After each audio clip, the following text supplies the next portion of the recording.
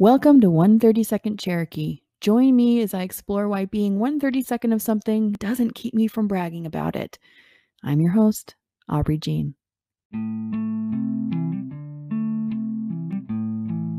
I love my family. I love my family. And they have no etiquette for audio recording. They're sitting far away in some other location and they're all sharing the phone and passing it back and forth. And you can hear that in the audio.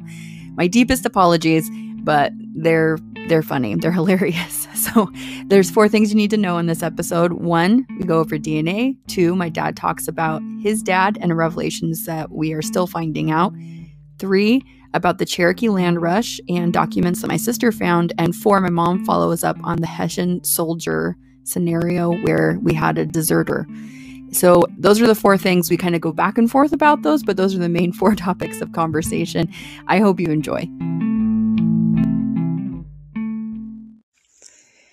Hey, I'm a painter, a writer, a musician, and now I'm an anchorman. That's how it works, right? I'm using the Anchor app to make my first podcast, and it is free. There are certain tools that I use to record and edit my podcast, and it's right on my phone or computer, and it distributes my podcast for me so it can be heard on Spotify, Apple Podcasts, and many more, and I can make money from this podcast, which would be crazy because it's all about my family. But it's everything I need to make a podcast in one place, and you can too. If I can do it, you can. So download the free Anchor app or go to anchor.fm to get started.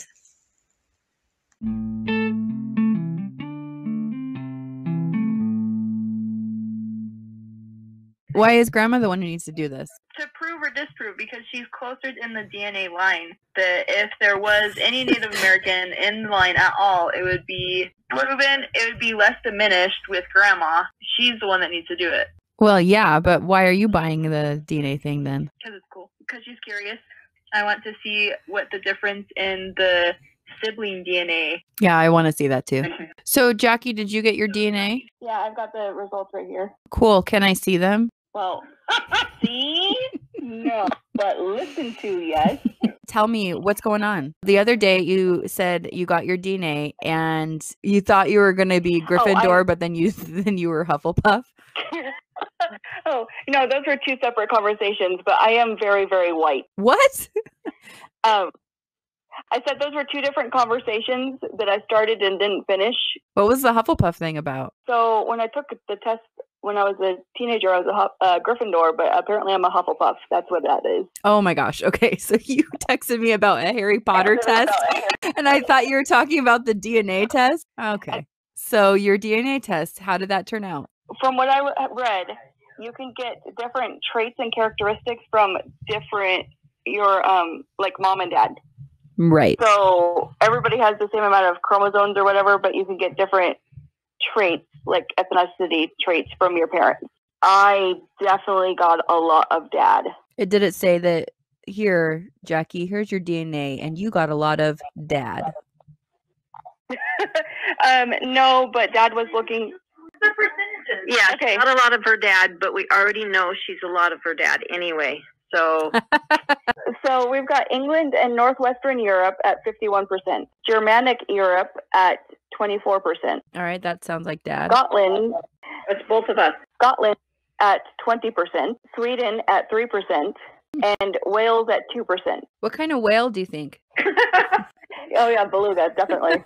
And then it tells you your ancestors came over to the United States, where they came over, and they all went to the South. How can they know that? Oh, because of how much DNA is in the South? Yeah. Part of Texas, Louisiana, Mississippi, Alabama, the very tip of Florida, and Georgia. Very small amounts came from something called the Carolina border settlers. Well, I mean, isn't Carolina where the Cherokee originated? Yeah, it was Carolinas. So did Constance tell you what she found out about Cherokee land grab? No, get Connie on here. Hi. Hi. I had actually found, because I was like, well, here's a mention of Cherokee. What? Wait. Exactly what Mention Cherokee where? There is a Stiltnergenealogy.org, through one of the other lines that they were a part of the Cherokee land rush that went to Oklahoma and Kansas and those areas. Why do they call it the Cherokee land rush?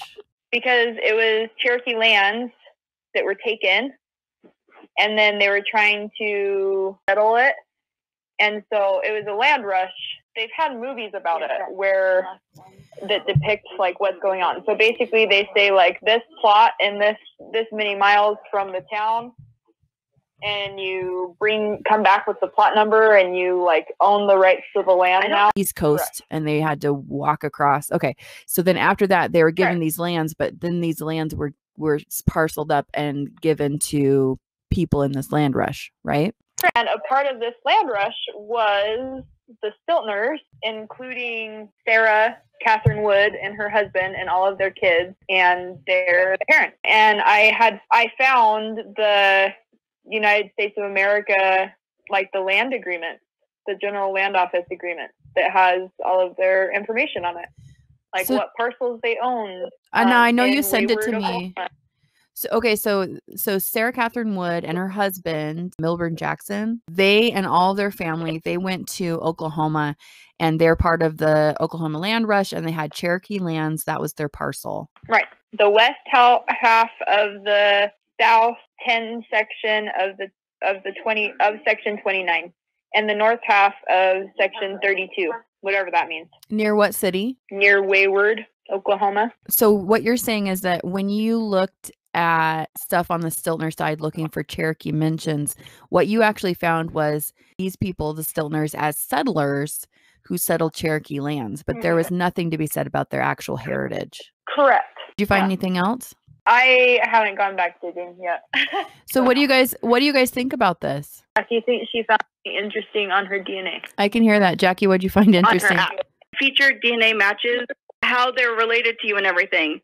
And we have Mandy's, which is Melody's daughter. And I'm looking at Mandy's DNA, and it has no Cherokee either. That's like mom's generation? Yes. Yeah, that's mom's generation. Yeah. So that is not a first cousin. That is first cousin once removed. And she doesn't have any Cherokee. Jackie, she doesn't have any Native American. When you got your DNA test, were you looking for this? I was kind of curious about that. However, growing up, the Native American wasn't really pushed. Polish, the Dutch, and the wooden shoes and all of that. That was the stuff that was being pushed when I was younger. What house did you grow up in?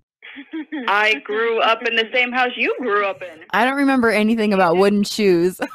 You don't remember anything about wooden shoes? You never saw the wooden shoes? She took them down all the time. Who did? She used to have them hanging. She used to have them hanging up in her living room. Grandma. Oh. And yeah. Oh my gosh, she would. I guess I do. So proud of them. I guess I do remember the wooden shoes. She was proud on his behalf, I guess. She was proud by proxy. But that was what was pushed when I was younger. We didn't start talking Native American until I was a teenager. Really? Do you remember when you first heard about it? I remember, I was a sophomore in high school. That's the first clearest memory I have of it, because I was like, so proud that we had Native American in it. I was talking about it in a sophomore of high school. Was it in a class or something? Yeah, that wasn't pushed until I was a teenager. I mean, I can remember being young and Grandma talking about how she used to know some German and talked some German with a relative. I can't remember which relative. Yeah, she told me about that too. But she lost most of the German words and everything from not practicing. Yeah, I remember that. But that's the sort of things that were pushed when I was younger. I was just curious, how much can you edit? Well, I mean, I can edit everything. You can edit everything. So tell me what you don't want to. A little part of me thought I'd find a brother. Really? Yeah, because isn't Dad sitting right there? Yeah, he's sitting right here. All right. So but yeah, that's a little part of me that I thought maybe I'd find one. Can I keep that in? I don't think it's bad. Why would you think that you were going to find a brother? Because of Dad? Yeah. Dad and his many lives a long, long, long Yeah. time ago. Oh, that's all right. We started watching that together. Relatively. We started watching that a while ago together too. Yeah, it's cool. So what were your feelings when you saw the DNA? Well, okay, a lot of it I expected. Like what? England, I expected. Germany, I expected. Scotland was interesting to me. Why? I don't know. I was expecting it to be just like England and Germany and like right there. Okay. Well, I mean, Scotland literally touches England. Well, I know where Scotland is. It's just they're like I was bosom buddies. expecting it to just be like right there. Okay. All right. Hey, could you hand the phone to Dad really quick? Hello? Hey, Dad. Hey. Hey, why did you get your DNA test? 'Cause I thought it was interesting. Why? It was one of those things right at that period of time. It had been advertised a whole lot. I was curious about it.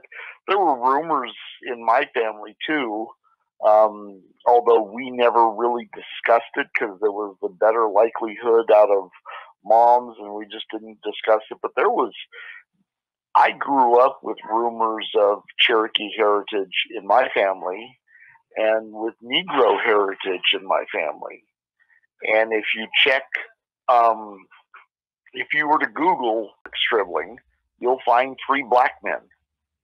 Yeah, I think because when I was living out in DC and I saw that the area had its name, which I thought was super weird because there's hardly any of us.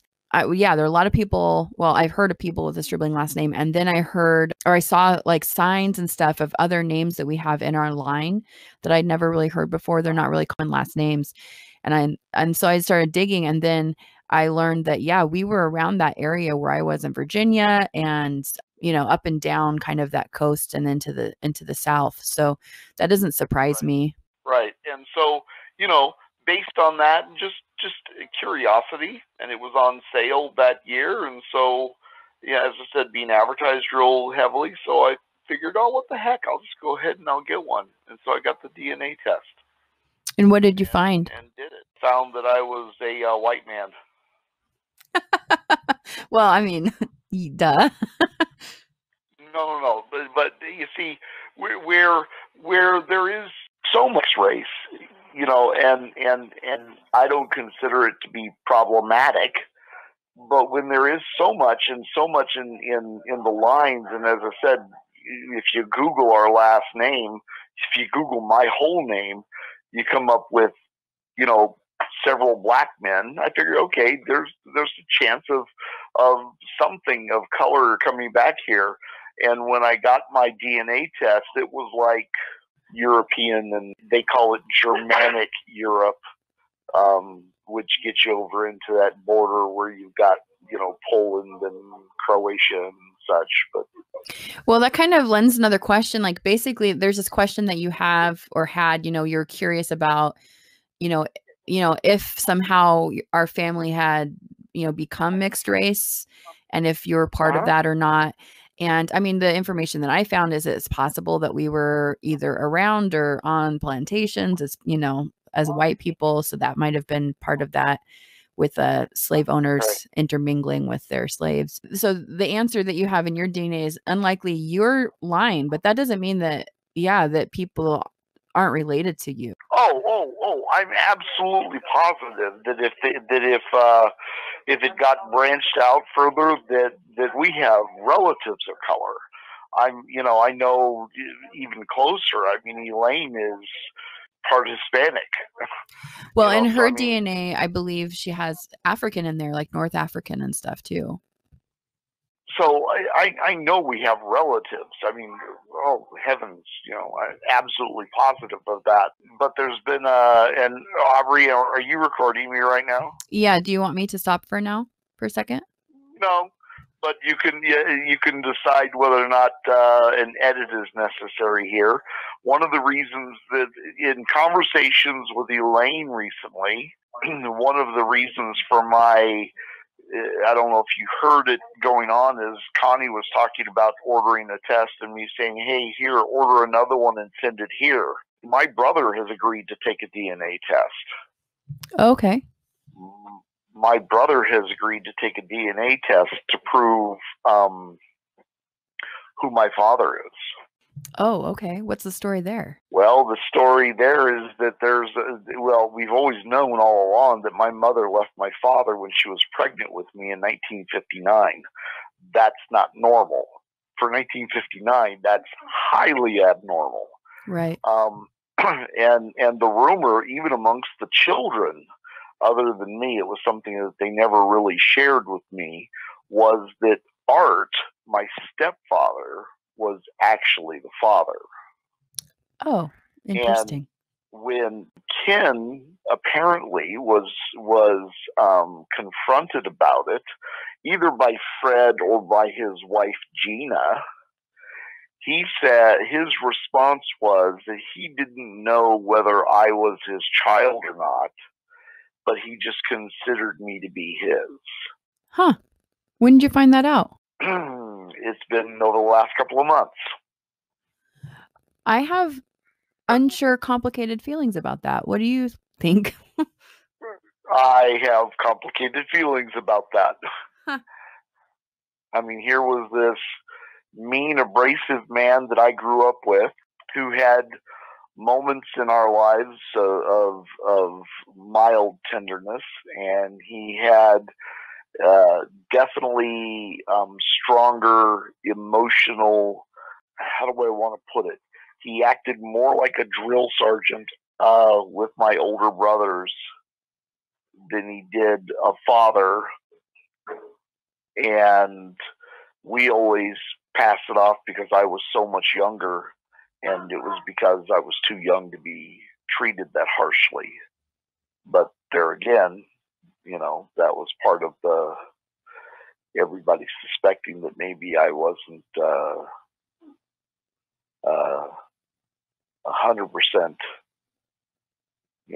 A full related. sibling. Right. Huh. So, and that leads to a whole nother thing because, and Connie was doing a little research as I was learning this, and she kind of went down some rabbit holes that I don't know whether or not she's going to be able to go back down. But, I mean, that switches it from, my legal last name is Stribling.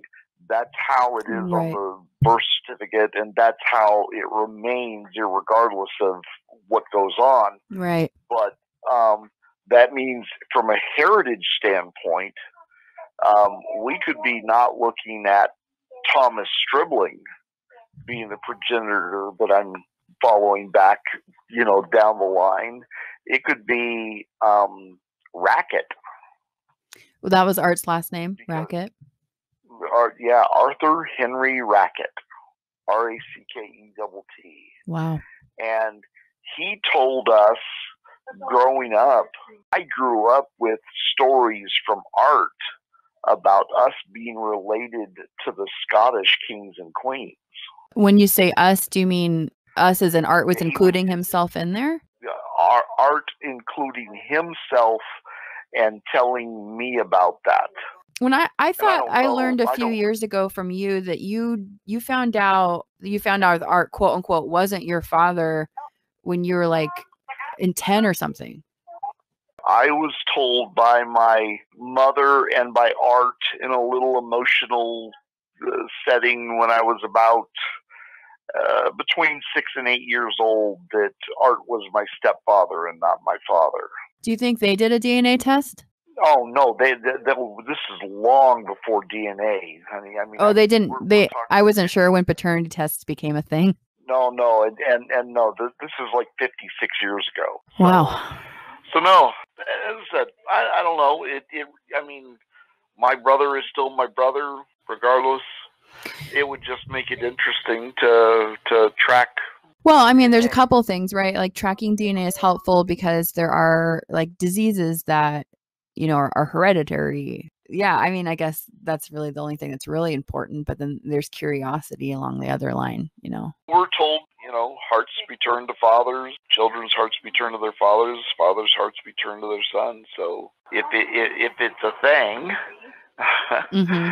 then I probably need to do a little bit of research and some more work. Well, is there a way to see if someone is a full sibling versus a half sibling? Because that's really essentially what you're asking him to do. Because you are related to Elaine, so obviously we know that you're related through your sister. Right. But yes, it will come up and show. Yes. Okay, so full versus half. Right, and so that's what we're looking for, is full versus half. Well, before knowing about this, I wanted to ask you about young stribling and going through that book that I got you. Right.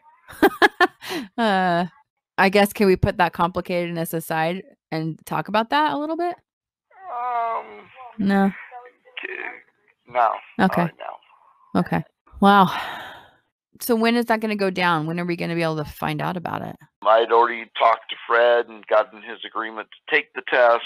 What's your take? So Connie said that she was talking to you about the Cherokee thing and about what she found about Oklahoma. What did you think about that? Well, I mean, my very first thought was Cherokee that was jumping on the land rush to try and, get the land legally that had been given to them and was being taken from them. So that was my first thought. Oh, I didn't even consider that. Okay. That it was that the family was too developed, that it was a husband and wife and it was children, and that. So that's kind of what I was thinking. And I think they're all like going in on a homestead, like all of us are going to move out here and work the land, that sort of thing. That's what it seemed like. And I can't remember, but I think the homestead is registered in the older son's, the eldest's name, but I don't know if that's true. Well, what I was thinking is when I heard it, so I thought that she said, you said, I heard it and I thought, oh, that must be where the Cherokee comes from. Like you're telling stories and you say like, we lived on Cherokee lands. And then, 5 generations later, it's passed down as like, we are Cherokee. Right. But it's interesting enough that there's enough record of it for grandma to get a card. Well, that is in dispute. If I were the person giving her a card, I would say this does not prove anything. Because what has to happen is that Cherokee rolls, there's 2 main rolls, and all of the Cherokee they decided, okay, from this point forward in the mid 1800s, your names are on these rolls. So they kept these records. And then if you want to prove yourself part of the Cherokee Nation, then you have to have a name on one of those records. And if your family was, like not in that state or not in that area, but they were Cherokee and they aren't on those records, then too bad. The thing is, she is connected to a name on the records, and that name has a different spouse, different children, different parents, different date, and different location of birth. It's not the same woman. Okay. So I am not saying that she's not Cherokee. I'm just saying her papers are wrong. Right. Anyway, well, thank you for chatting with me about that. I'll talk to you about that maybe more, maybe not recorded. Depends on how you feel. But well, can I talk to Mom? Yeah. Okay. Just a second. Love you, Dad. Hi. Hi. You guys still talking about DNA over there? Yeah. They're talking about Jackie's and your dad's DNA are almost exactly the same. All right. Remember I was talking about the Stiltner that possibly was sold into working for the British in the war? I don't remember you naming it as British, but you were saying he's a soldier and it was kind of like indentured servant. Yeah, he was sold by Prince Frederick. Oh, you saw that, huh? Is Prince Frederick an English king? Yeah, I found it. Sold to the British by their greedy... No, he was German.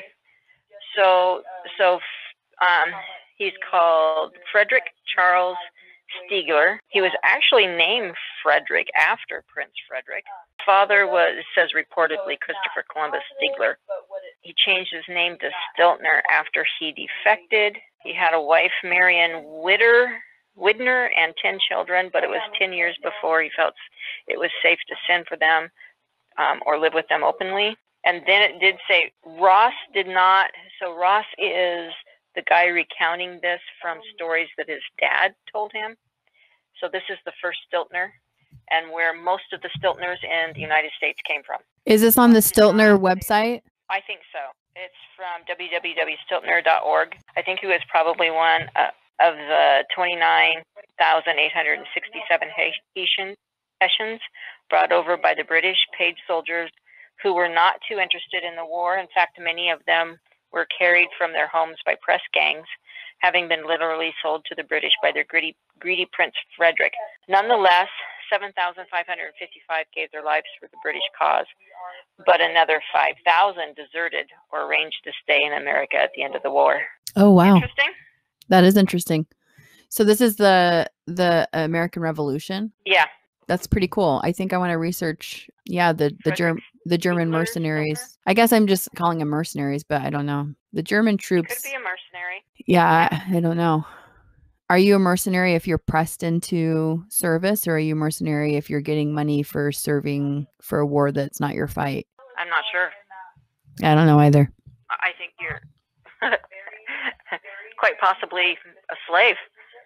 Yeah, that's what it kind of sounds like. I was just going to ask you what Connie found about settling in Cherokee lands. What did you think about that? I think that's probably true. Well, we know it's true because I've seen the paperwork myself. So I know it's true. Right. What I'm wondering, why the controversy? Which controversy? What is that? The controversy of why they say that she was Indian if she was just a land grabber. Oh yeah, that's what I was thinking. So Dad was thinking that if maybe she was Indian, so they were trying to get Cherokee lands, and this is how they were going about it. I was thinking, is this where the Cherokee rumor comes from? Does it mean that she's not Cherokee? She's just a random white settler, with the whole family.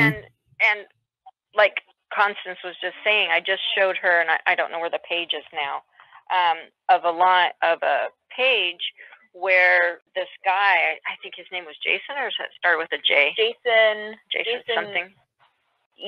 I don't remember exactly what it was. Anyway, It's showing that there are so many of people, so through her children, other people through her children's lines. Sarah Catherine Wood, is she Cherokee? Is she not Cherokee? Because everybody is wondering. Oh, really? There's other people wondering this? Yeah. Could you get me their names and email those to me? Because we need to contact those people and see what they think. Yeah, so there's a lot. And there's 3 follow-ups from it from different people, which one of them that I'm looking at, if I remember the name correctly, is through another one of the children, through a different child than this guy. It leads me to wonder why Sarah Catherine Wood's children's lines wondering, is Sarah Catherine Wood Cherokee? Did they all reach this question the same way I did? We've heard and we know that this is the woman who everyone says is Cherokee in my family, right? This is where we're pointing to. And then I try to figure it out, and maybe they're going, maybe they're going to register for the reservation like grandma, and maybe they're the same, a line away from Sarah Catherine Wood like grandma is, but just in their different, those other lines. Yeah. Maybe they're like, they can't find the information because this information seems to be missing, or at least is very hard to find. So maybe we're all flummoxed by this information that's missing to try to confirm it. And it looks like Jason Eastman, so the specific one that they have right here, would be in our, you, me, Jackie, it would be in our, what's the word? Generation? No, because great-grandparent. Oh, my great-grandma. Oh, yeah, I guess it was. Great-grandparent. So that would be his great-great-grandparent. Yeah, which would be our great-great-grandparent. Well, flag that one for me, Connie, because we need to contact those people. She's taking a screenshot of it. Cool. Are you in message boards right now, Constance? What do you mean? No, this is this is my book of Stiltners. Yeah, I have 3 or 4 huge binders of Stiltner family and Stiltner family lore and stories and stuff. They're kind of really cool. Do you have sources, or are they what? these oral histories that they've written down, or are there sources? Or sources. I don't need to know them right now. I'm just curious if there are sources, because who put them together? I guess I've got a lot of questions about these books now. Who put them together? Are there sources? Can we find stuff like this online? Can we confirm these sources? Can we confirm this information? So some of it looks like it comes from that Stiltner.org genealogy site. Okay. They have sources on that through that website. It looks like the source pages weren't printed off on this, but I've been on that website and the genealogy website for the Stiltner family, and it has sources on it, links to where the picture of the archive or whatever, From my understanding, there was 2 to 3, if I remember correctly, different Stiltner One was like Stiltner.org and one was Stiltner Genealogy or StiltnerFamilyGenealogy.org. I wonder why there's so many Stiltners that want to know about the genealogy. You know, like it seems like it is kind of weird, right? Well, there's part of it is because the Stiltners came and were the first settlers in more than one area. They were the first settlers, and they were some of the first settlers in Lewis County. And you definitely have, when you go into some of the county or state records, you can come up with stories and stuff about these Stiltners and books and stuff about them. Yeah.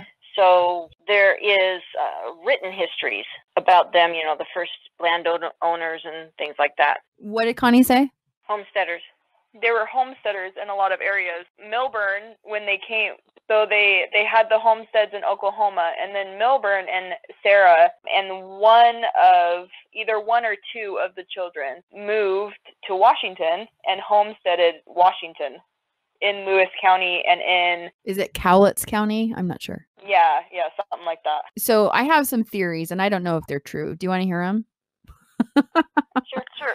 Okay. Well, what if we aren't Cherokee, but the Cherokee rumor has come from the homesteading Cherokee lands from the Oklahoma land rush? Or what if we're Cherokee and also that comes from? That was actually a part of my theory, was what if we are not actually Cherokee, but that it came from the Cherokee land rush?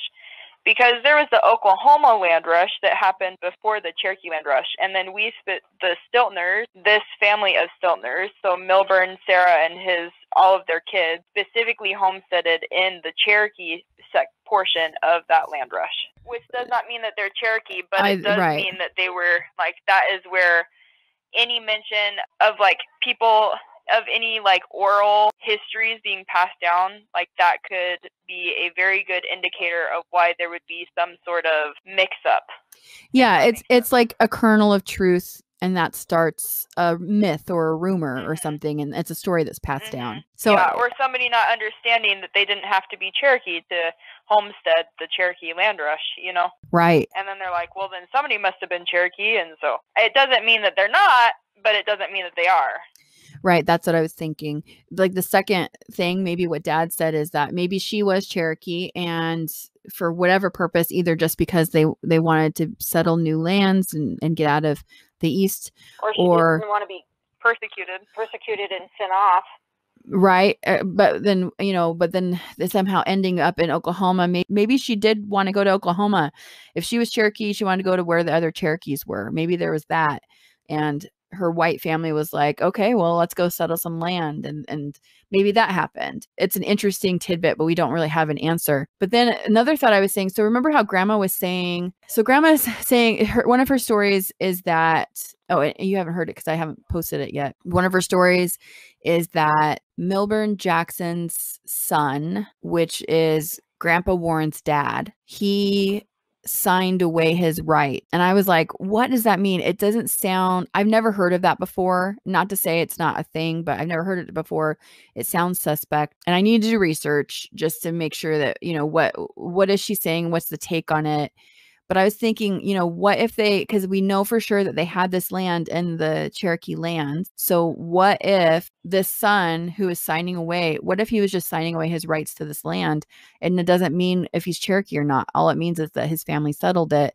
And now the government was asking him to, hey, you haven't. They did sign away their land. What do you mean? What they homesteaded in Oklahoma, they signed away. So some of the kids that stayed had other parcels of land, but specifically the two sons that went with, so Barry Stiltner, other son that his wife died, I can't remember his name, they signed away their land. None of the land was signed by Milburn or Sarah, but it was signed by all of the kids, and the two sons did sign away their land, and they moved with Milburn and Sarah. So, and then homesteaded in Washington. Whether there's Cherokee or not Cherokee or anything like that, the whole Cherokee homesteading is where I think a lot of the Cherokee anything is coming from. Yeah, that makes sense. Because it would be very easy to confuse a Cherokee land rush when there was already an Oklahoma land rush. Well, I don't know why that would matter. You would, I mean, I would just say that because the word Cherokee. Yeah, it would just be easy to confuse because when I was first reading about the Cherokee land rush, I thought, oh, this must mean that you have to be Cherokee to get the land. But that's not true. No, that's not true. I would say, I would be surprised if there were Cherokee that got the land. Yeah.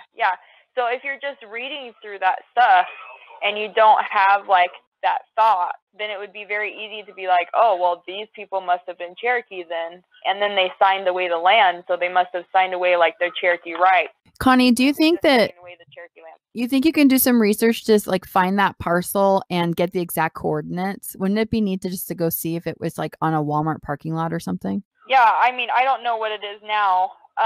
They actually have all of the land through the Cherokee Land Rush archives. They have all of the land that's plotted out. You can go and find where the plots were exactly located because they were all numbered, and then they were all put into coordinates and quadrants. And so if they had the top west half of quadrant 29, then you went to quadrant 29 and you found the top west half, and then that gives you the exact coordinates that it's on. Do you feel an assignment coming on? For you, yes, I do. No, I want you to do it. I want you to do it. If you do it, then I'll pay for us to go out there. There may be nothing there. That is Weyburn is a big city now. Is it? I mean, it's like residential city. I know. That's why I said it might be a Walmart parking lot. I know. That's what I want to see. I want to see where it is. And I think that we need to go to Oklahoma. It sounds like there's like archives and stuff that there might be more information. It would be nice. There is archives. So yeah. They in Oklahoma they do, and they actually have like the Cherokee Land Rush Parade. It's like a festival that they have every year. Kind of like here we have Pioneer Days, like they have Cherokee Land Rush Days. Yeah, we should probably. Yeah, and they have like a whole Cherokee Land Rush museum, and they have all of that stuff that has in Oklahoma. Well, see what we can find online, but if we have to go in person, you and me, okay? Okay.